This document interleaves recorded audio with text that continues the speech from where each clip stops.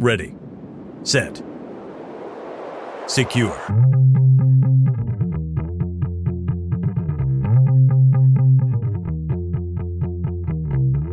Automation and orchestration. Endpoint detection and response. Network visibility.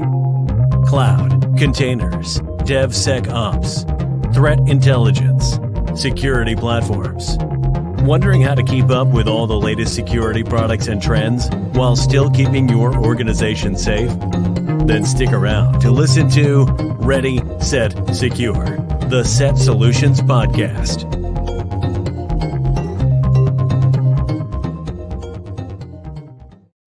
And hello, everybody. Michael Farnham here. Welcome to Ready, Set, Secure, SET Solutions Podcast. I'm CTO with SET Solutions. This is episode 40. Can you believe that? Are you honored? I am.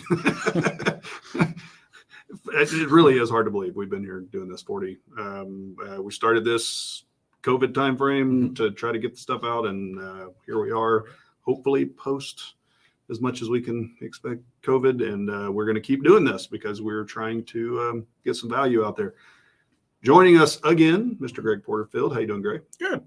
Thank you.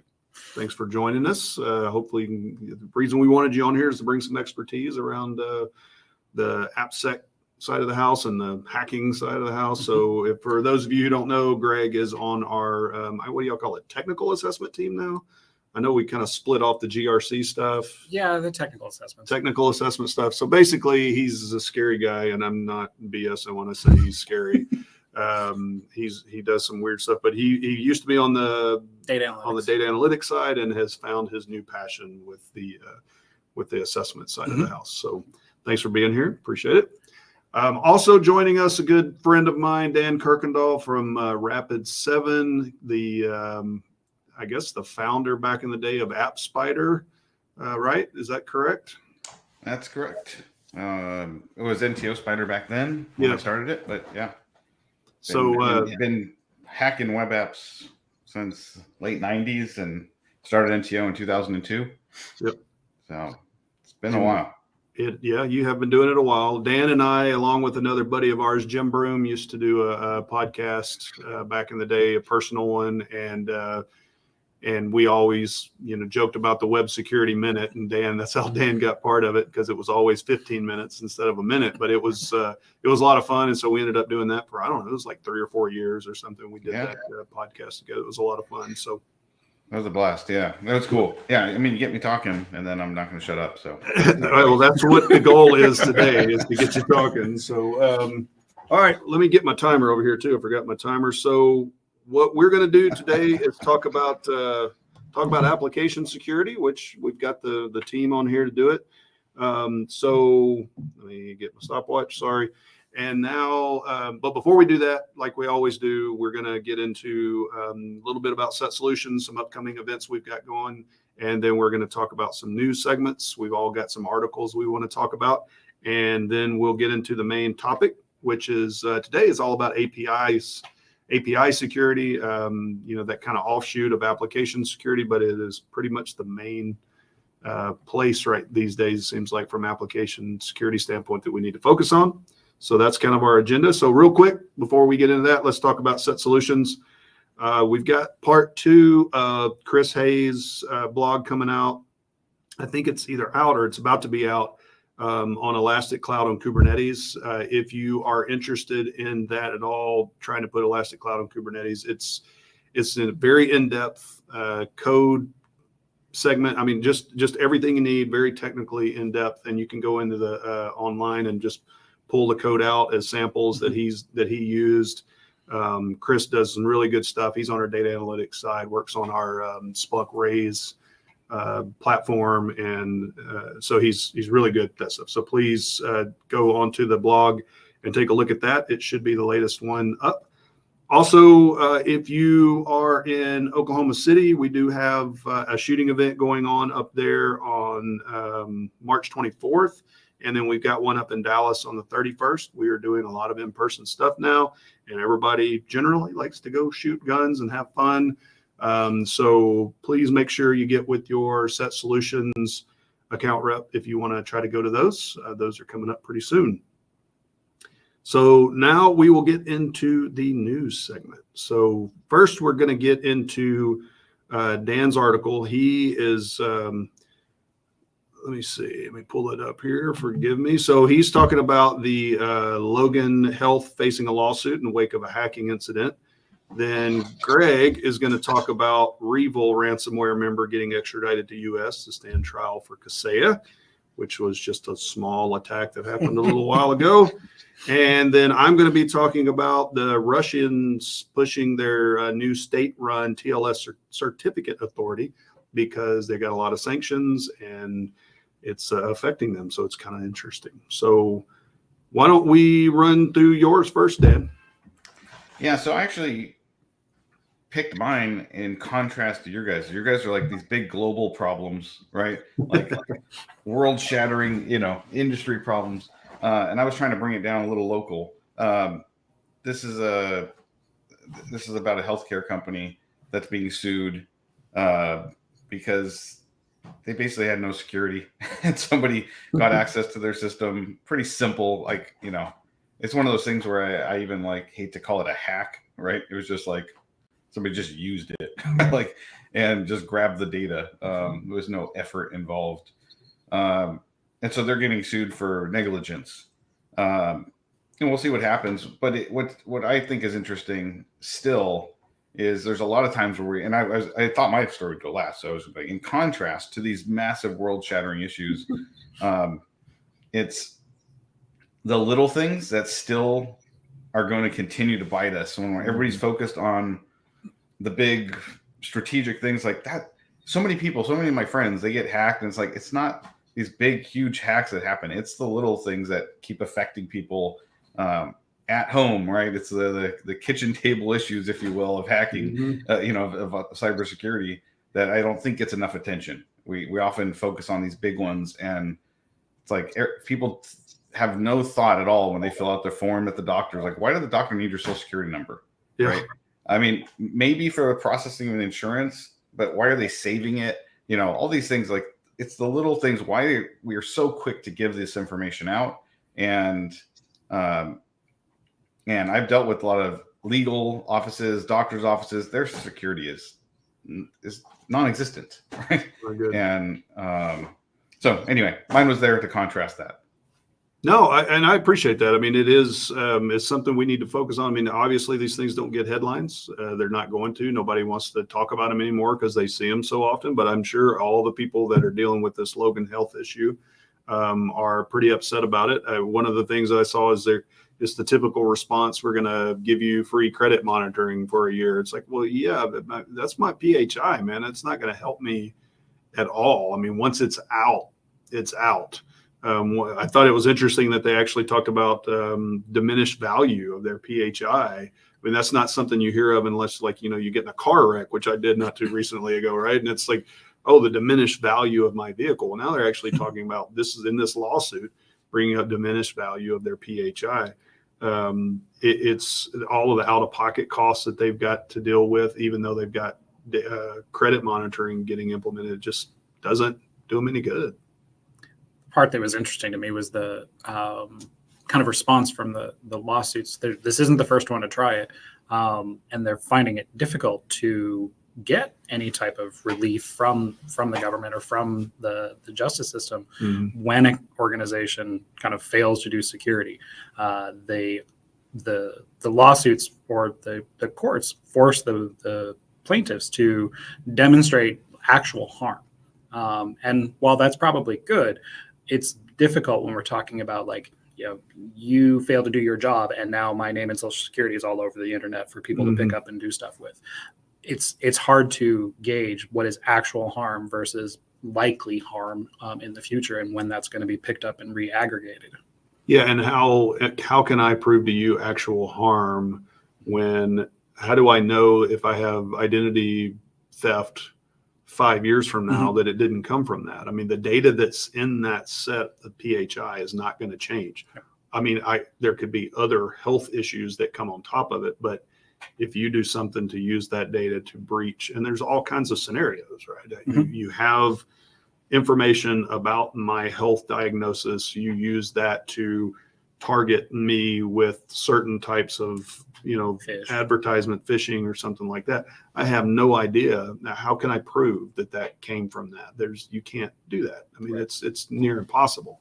So yeah, the prove that there's harm conversation is extremely frustrating. I think we need to be able to set something of failing to do it.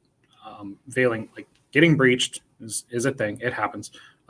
Getting breached again should have more severe consequences, of some type of escalation of, you get to learn once and you really shouldn't even be able to be allowed that of, we still have to get it right. Yeah. We have to be trying. We have to demonstrate that we're trying. Otherwise it's gross negligence.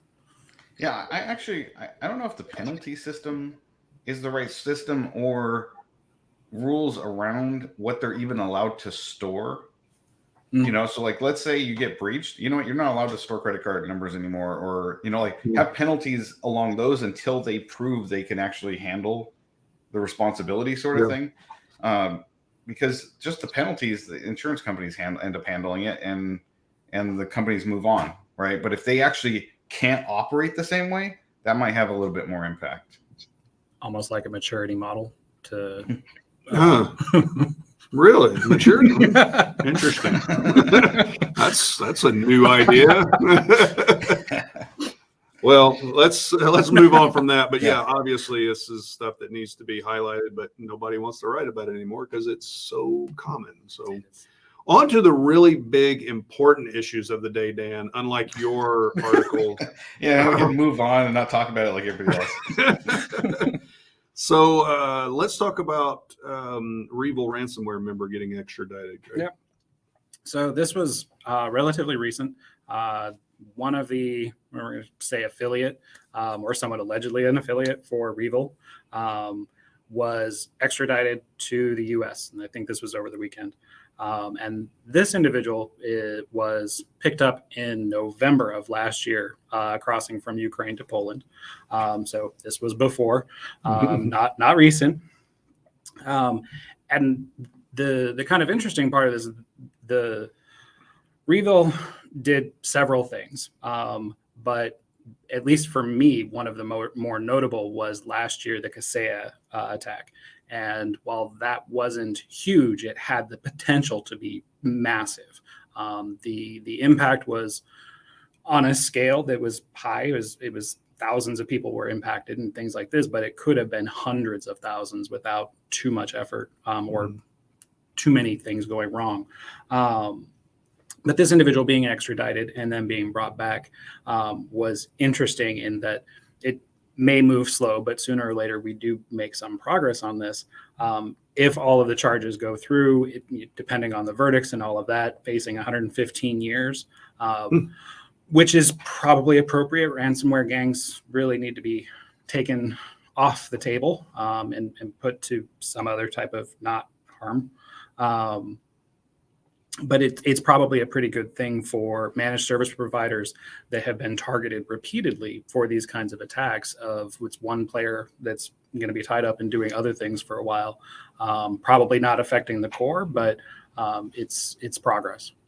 No, I mean, I think it is good progress. I mean, we did see right before the invasion that they were starting to lock down on some of the gangs. Now there's, obvious, I won't say obvious because I'm not a geopolitical expert by any means, but it felt fairly obvious that it was Russia was trying to get some goodwill from the U.S. prior to that by locking down on some of the gangs. And I mean, I do think it's funny that if he would have tried to leave now, that he wouldn't be allowed to leave because he would be a man of fighting age and would have to stay there in Ukraine.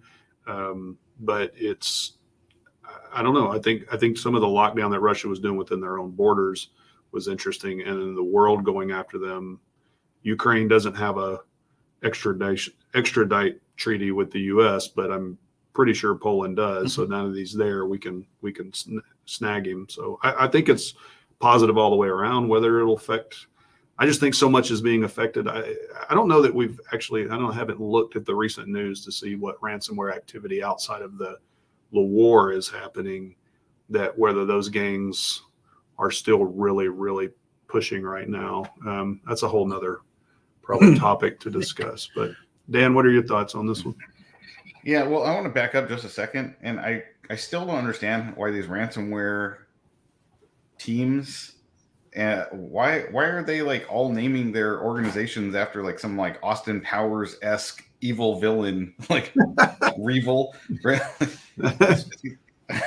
I just there's still like talk about. Well, the other name is Sodno Kibe, which people keep having a hard time pronouncing. So keep it short so people get it right. Yeah, marketing it's all about marketing, man. It's all about marketing. Yeah. No, I think this is going to be interesting. I mean, they're being the hacker group in the Ukraine right now, being anything in Ukraine right now is just rough. So,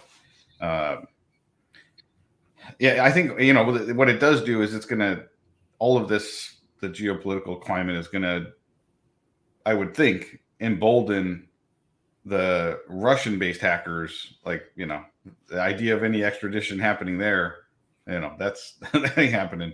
So all you had to do is cross borders, go back into Russia, and those teams are going to be completely safe for a good while. So it's going to be interesting. I don't know how this is going to play out. Well, but you know, anything we can do to stop these ransomware attacks, this is just, it's miserable. So absolutely is. All right. So the last article is the one I looked at, which is Russia is establishing their own state-run TLS certificate authority to deal with sanctions. So you got companies like DigiCert and others who have been restricted from doing business in Russia because of the sanctions by the Western nations. So you also have a lot of cybersecurity companies that are pulling out. But generally, the sanctions are there, but a lot of them have done it, I think, voluntarily as well, which is a good thing. But what's interesting is you've got all these top-level domains related to Russia and Belarus, which is .moscow, .ru, .ru.com, so on and so forth. So they're not able to, DigiCert and all that's not able to create the top levels or the certificates for those top level domains. So Russia said, all right, we're going to do our own thing, state run, imagine that. And so that's all interesting. But what I also thought was interesting, and I don't know that there's any clarity yet, is whether Google Chrome, Microsoft Edge, all the browsers are going to accept those certificates or if they're going to reject them. And then there's been talk that people, I guess there's Russian browsers that they're like, well, just use the Russian browsers and then you'll be fine. So it's really interesting. I think it throws a really big kink and makes Russia like, oh crap, now we got to deal with this issue. I mean, maybe they already foresaw that. There's a lot of stuff that they didn't foresee. So I'm not sure that they foresaw this, but just thought it was interesting that they were having to take that step. So. I feel like I'll jump in here on this one because this one actually feels like it's well-intentioned but poorly thought out because it's very much like what's going on with the you know, people wanting to get Russia off of SWIFT, right? Mm-hmm. And they started doing that right off the banking system, which just helps the CIPS from China, right? The alternative to start gaining traction. It's one of these things where if you start pulling these like key infrastructure things, it allows alternatives. So what's going to happen now? China's going to go, oh, we need to start running our own. Russia's going to have their own browsers, like you said, are going to start supporting them. Mm-hmm. And all of a sudden, this, like, and somebody might have mentioned it, like the ability for this to become all of a sudden the pipeline for these government agencies, like you talk about China's ability. Let's say they had their own, right? And they could then man in the middle everything because they are now the cert authority. This is just well-intentioned, I think poorly thought out. If the alternatives gain traction, that hurts all of us on security. And so I think it's a mistake. Some of the initial topics I saw were around whether or not this was the first step in dropping like a, you know, iron firewall around or something along those lines. Mm-hmm. Great Wall of China, right? Yeah, Great Firewall of China. Yeah. What happens if you know they take that to the next step? Well, first they have to demonstrate they could do this step.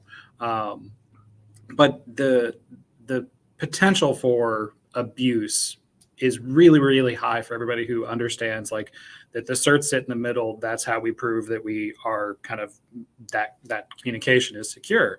But even if they could use the cert that they're issuing as a man in the middle, there's no immediately credible demonstration that they could do anything with it. They probably could. They have technological capabilities. They have some of those things, but can you do it at scale at a country size? Can you sniff the right things out? Could they use it as a target? I don't know. I suspect probably not. I think that's very challenging, but it's worrying that they put this out there as a look of like, we're going to issue our own certs.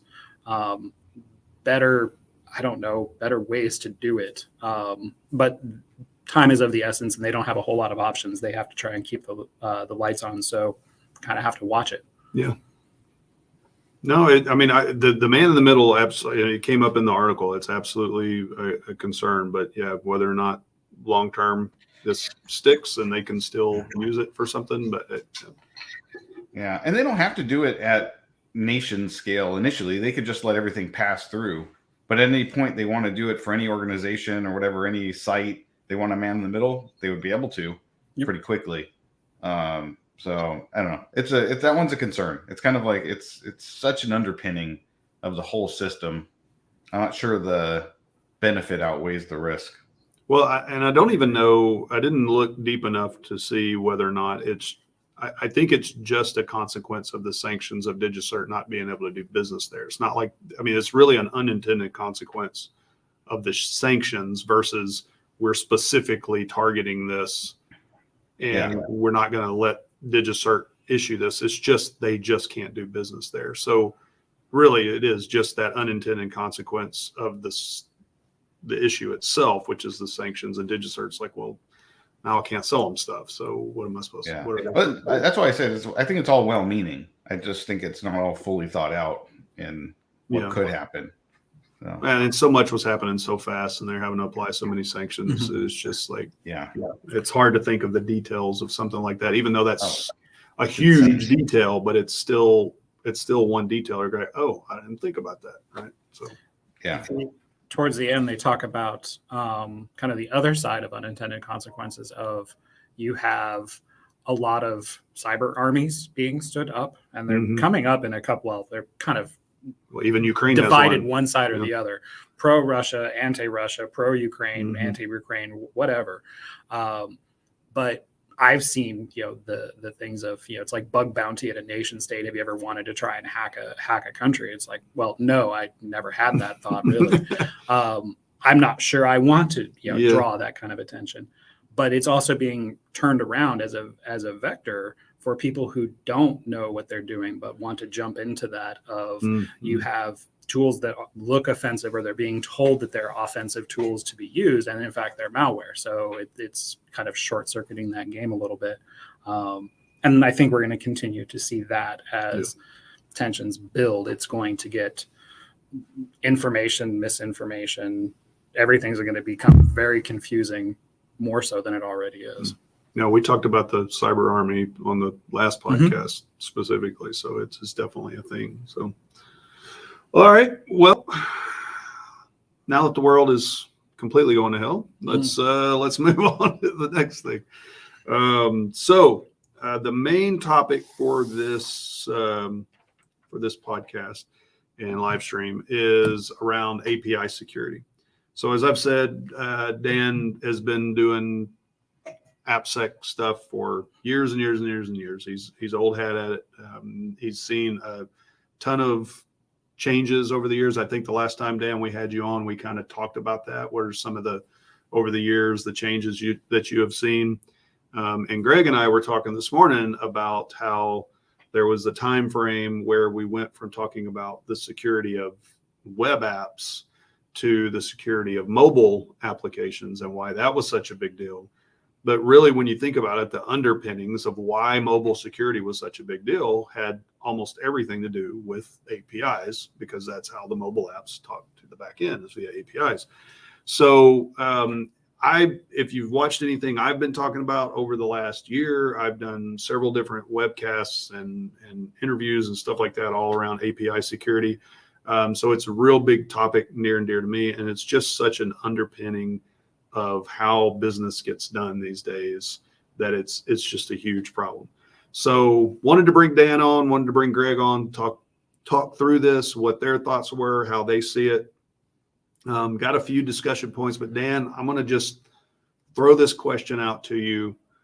Are APIs fundamentally insecure? Meaning, is there anything we can, is it just a problem with APIs and it always will be? Or is there something we can do to fix it? Is it a developer issue? You know what I'm saying? What do you think? Well, I will probably, I guess I will start off saying, no, I don't think they're fundamentally insecure. I think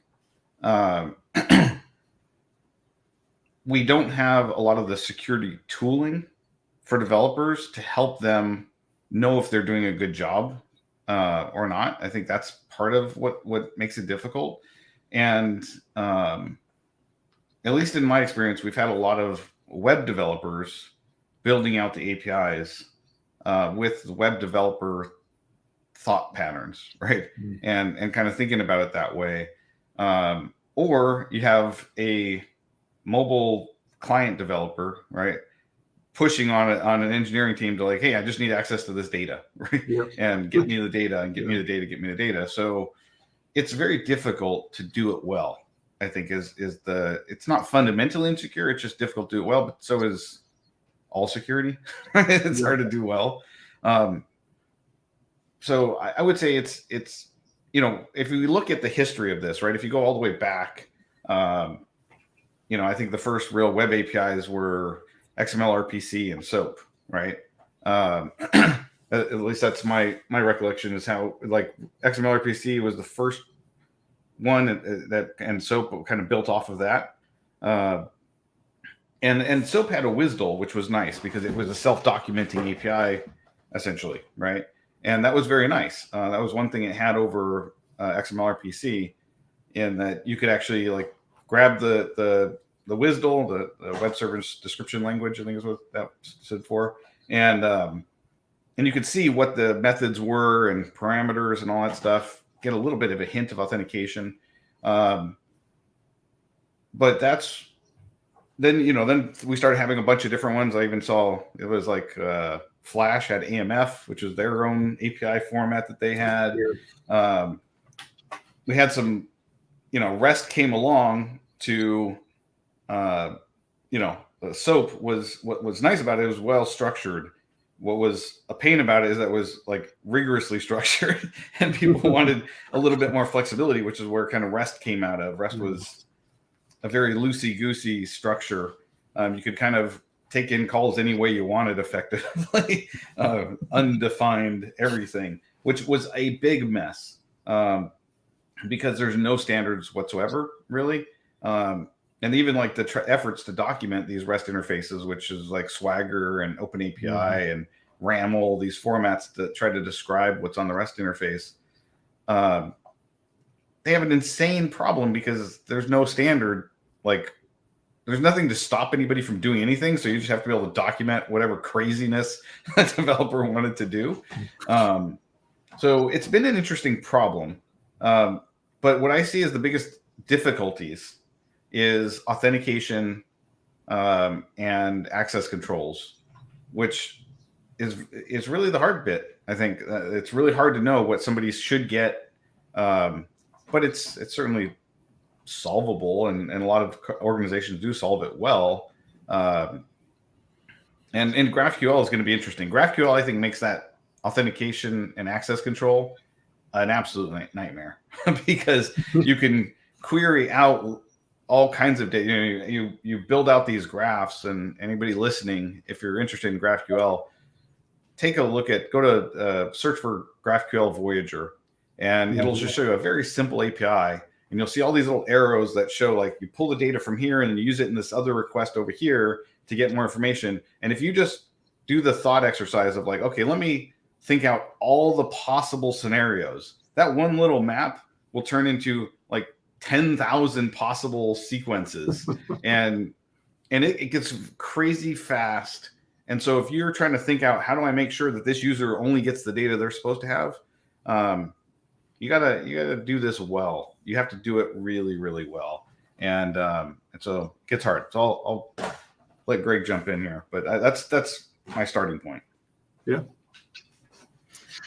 I think that's probably the same direction I would go of from a security standpoint, authentication and the authorization around is where I'm looking, like as a pen tester, as an attacker, looking at things. The website's cute, but the API is where I'm going to be writing report stuff for. Most of them, there is a problem somewhere in there. And it's almost always rate limiting. You don't stop me from making 10,000 requests in a minute, or things are guessable. So if I can figure out a username, or if you don't stop me from trying to guess, we can just run scripts against things. So once we figure out how to get to an API, then it's okay, well, what can we do? Sometimes the answer is nothing. But the fundamentals really do block a lot of things really fast. In order to attack it, we have to be able to find it. So hiding things behind the gateways, making sure there's authentication, making sure those communications are secure and encrypted whenever possible, so that there's nothing we can sniff out to figure it out. I've encountered APIs that are perfectly well secured. There's probably a problem somewhere in there, but at least on the outside, there wasn't anything there. On the other hand, I've encountered ones that aren't. That they give up the keys to the kingdom way too easily. There's some challenges that are really hard to solve. How do you authenticate an API when you need a web client sitting in there? I think that's a different type of problem. We kind of evolved databases and warehouses of data. We put professions and real specialties around building them, securing them, and protecting them. And APIs are just a minor extension of that thing. And if we let web developers, sysadmins, people who don't know what they're doing or have those good fundamentals, they are going to make something that's not going to work.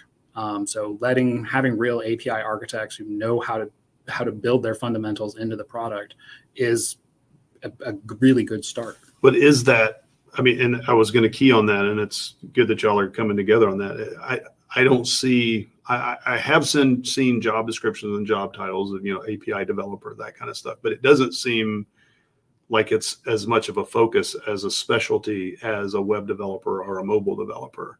That those two are like huge. Website developer, mobile app developer, go do this.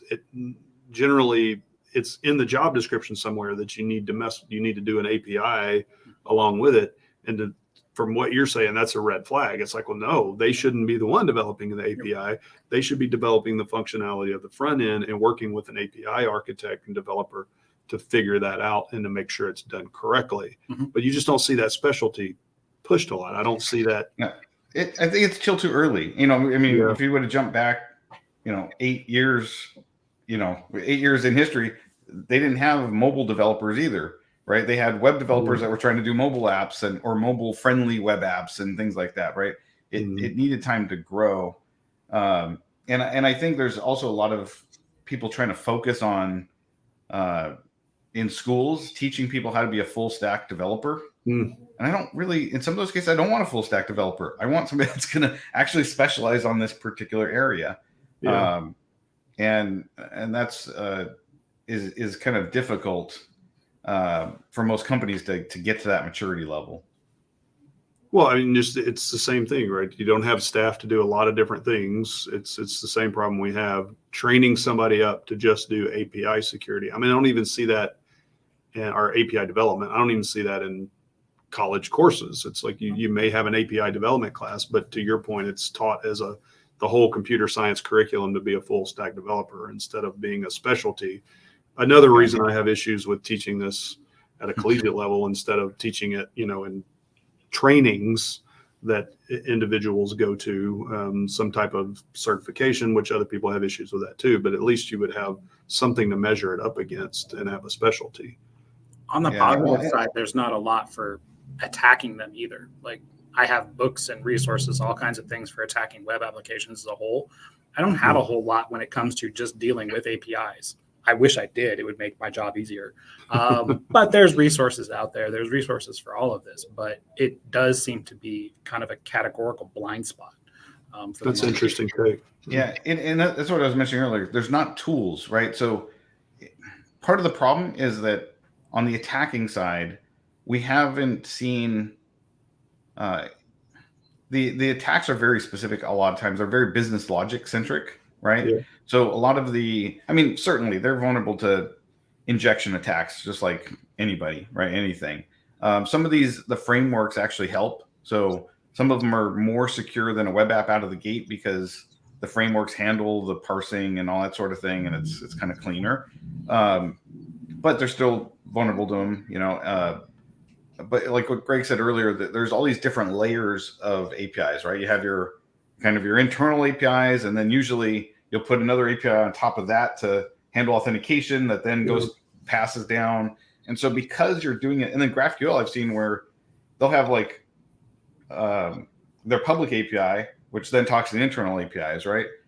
And then they'll toss GraphQL on top of that to mesh all of their REST APIs together. Right? and so now you're like, when something comes in, you're like 4 layers deep till you get to the actual code. So even tracing where the problem is, is going to be very interesting. Let's just say.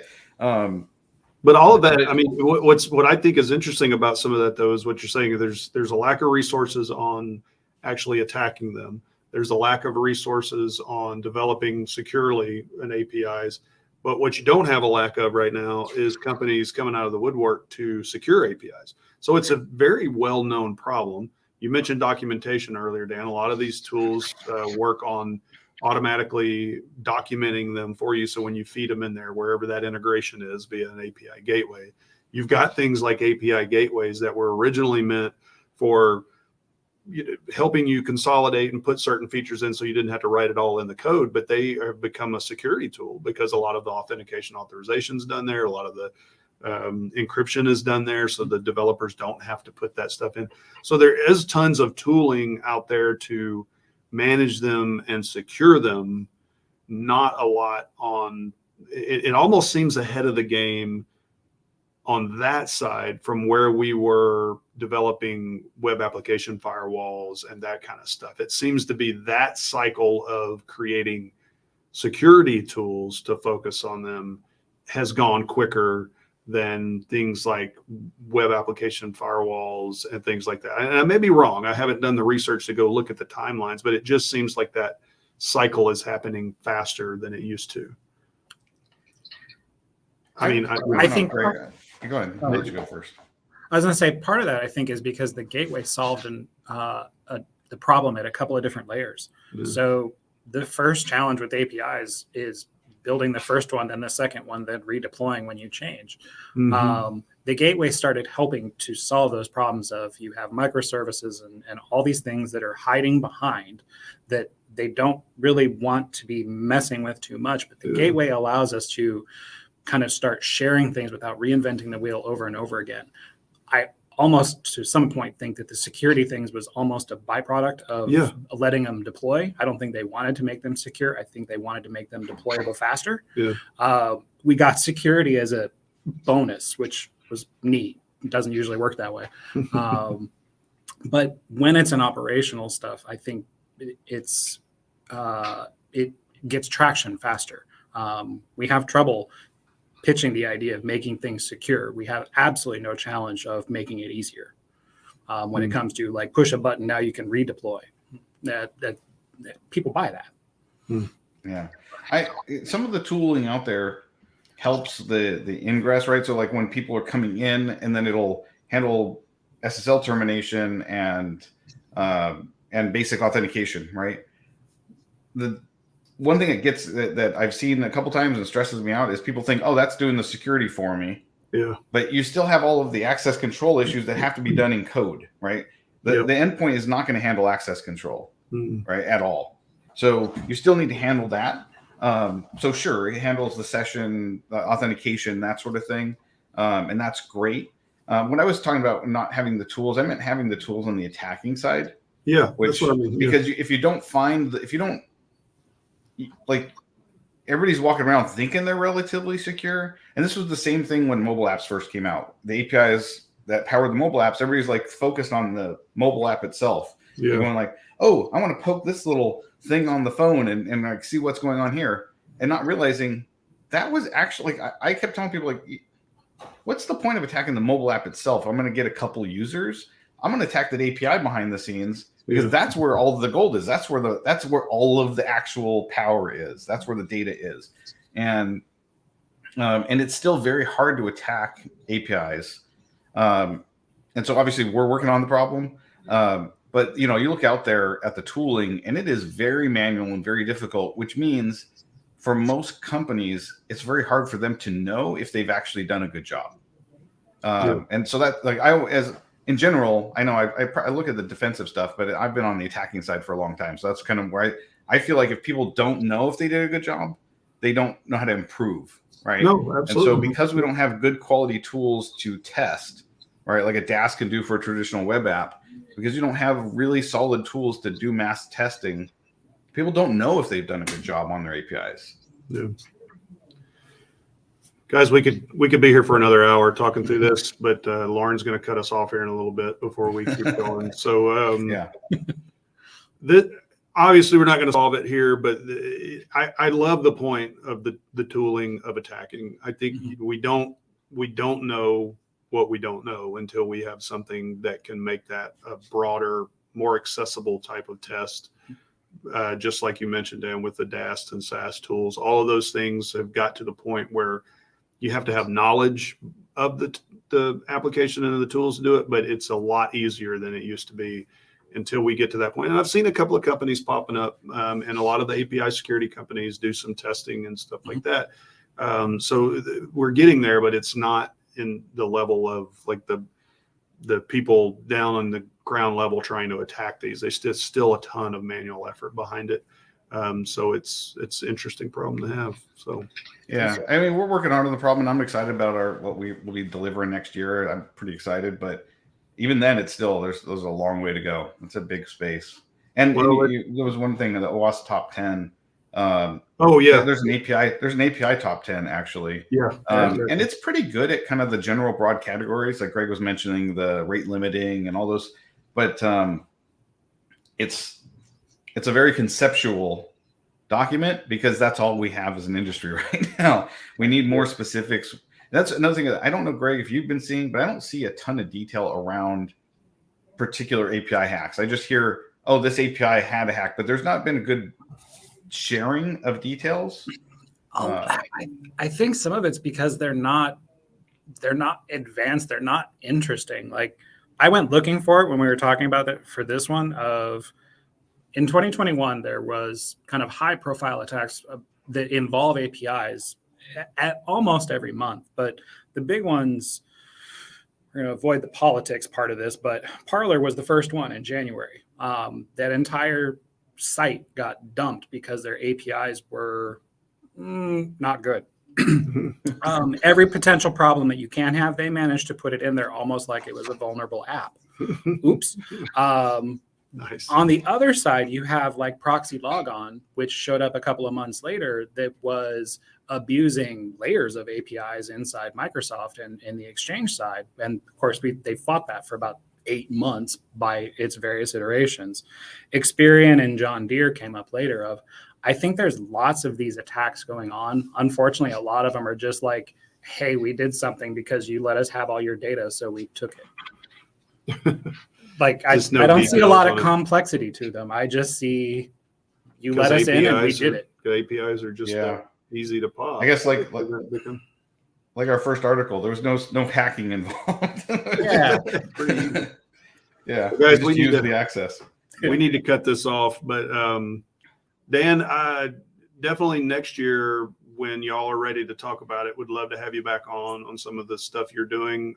I'm sure, since our companies have a mutual NDA and we are partners, you could probably reveal some of that stuff now if you're able. We'd love to talk to you about it. We won't say anything, I swear. I'll take it immediately off of Twitter when you tell me to. But no, seriously excited about some of the developments y'all are doing over at Rapid 7. And thank you very much for coming on here again. We look forward to having you on again. Good to see you, Farnham. Nice meeting you, Greg. It was nice to meet you too. All right, Dan. Well, Greg, any parting thoughts? Thanks for having me back. It was fun. Oh, it's great. Great to have you. Please come back again. I'm sure we will. Mr. Scary Man. Yeah, that's Does right. some crazy stuff. All right, everybody. Well, thank you again for joining us on episode 40 live stream. Went a little long, but hey, this is a great topic. We're going to dig into this again, hopefully in the very near future. So Michael Farnham, CTO, signing off episode 40. See you on episode 41 in a couple of weeks. Bye-bye.